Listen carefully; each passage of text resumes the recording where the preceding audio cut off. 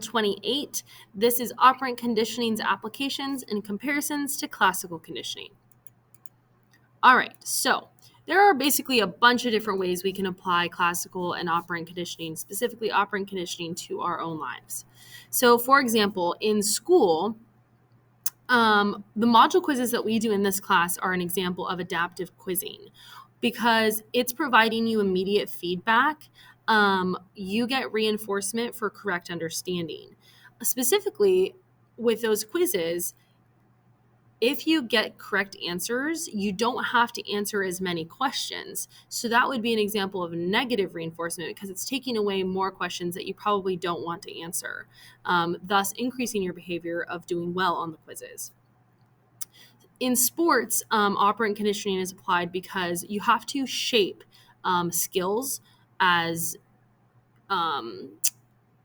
advanced degree of competition gets higher. So basically, when you're a little kid and you're learning soccer, first you have to learn to just kick the ball correctly, how to do that.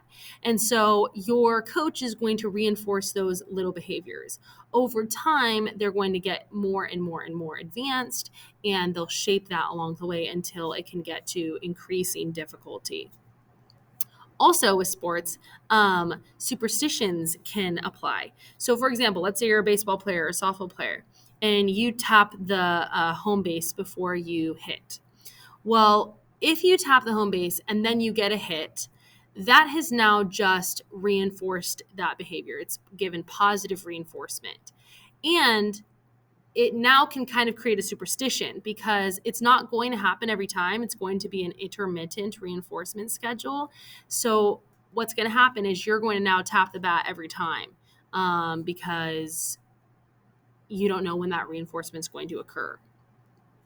In work, rewards can increase productivity if desired performance is well-defined and achievable. So if you work, for example, in a sales field, oftentimes there are things that you can get rewarded with, like bonuses or extra time off or things like that, if you hit a certain amount of sales.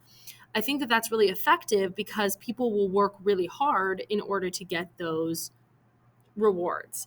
In a field like teaching, where there are not typically measurable and achievable goals that produce any kind of reinforcement, this is why sometimes people may become kind of stagnant in their productivity. Then in parenting, positive reinforcement works best. If you want a behavior to increase, you should reinforce that behavior. Hey, good job. Give them a reward, something along those lines every time they do that behavior. And then with punishment, it's much more effective to take something away than to administer a positive punishment, such as yelling or spanking or hitting of any kind. It's more effective to say, hey, give me your phone, than to give them a spanking, because that could more so damage a relationship, especially with little children, than taking something away. And then in self-improvement, you can definitely create goals and create self-control with certain things by using principles of operant conditioning. So basically, what you want to do, let's say you want to eat more veggies. You can state a realistic goal in measurable terms and announce it. Okay, I want to eat at least 2 servings of veggies a day. Deciding how, when, and where you will work towards your goal. I will do this at work and at home. Monitor how often you engage in the desired behavior. So let's say you track your food, for example, and then you reinforce the desired behavior. So maybe every time you eat your 2 servings of veggies in a day, every day you do that, at the beginning, maybe you'll reward yourself with a little piece of chocolate, or you'll reward yourself with, I don't know,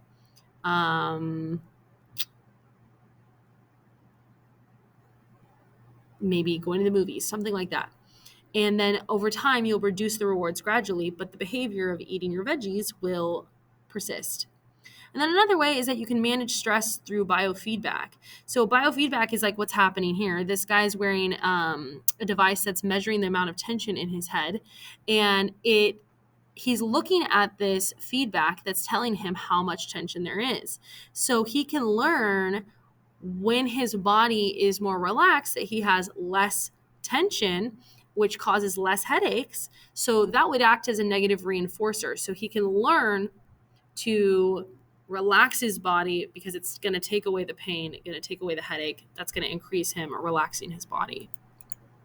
Now, how are classical and operant conditioning similar and different? Well, first of all, they are both forms of associative learning. They're associating either two stimuli together or two events that we don't control, like classical conditioning, or a behavior and a response, like an operant conditioning.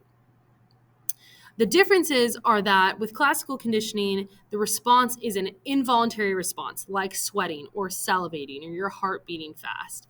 In operant conditioning, it's a voluntary response. So, you're doing a particular behavior because of the consequence that you received. And then acquisition is a little different. With classical conditioning, it's associating the neutral stimulus, and that neutral stimulus becomes the conditioned stimulus over time. That's acquisition for classical conditioning. For operant, acquisition applies when you learn that this behavior elicits this response. Extinction occurs in classical conditioning when you stop pairing the conditioned stimulus with the unconditioned stimulus. And so the conditioned response will decrease. In operant conditioning, extinction occurs when reinforcement stops. So if I train my dog to sit and I am giving them lots of treats at the beginning, but then I stop giving them treats, their behavior of sitting could become extinct if I stop reinforcing them. Spontaneous recovery can also occur for both of those.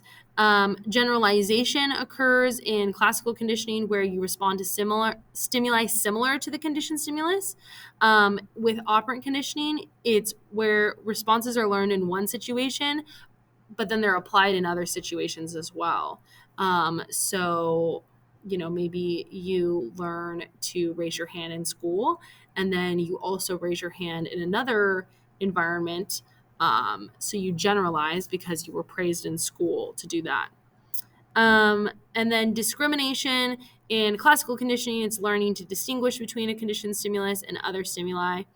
And then in discrimination with operant conditioning, you are learning that some responses, but not others, will be reinforced. Now, oftentimes with positive punishment, discrimination occurs where students or children will learn that, well, this thing gets me in trouble, but this thing that's similar doesn't, so I'll do that.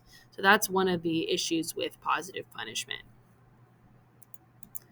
And I want you to test yourself, and that's it.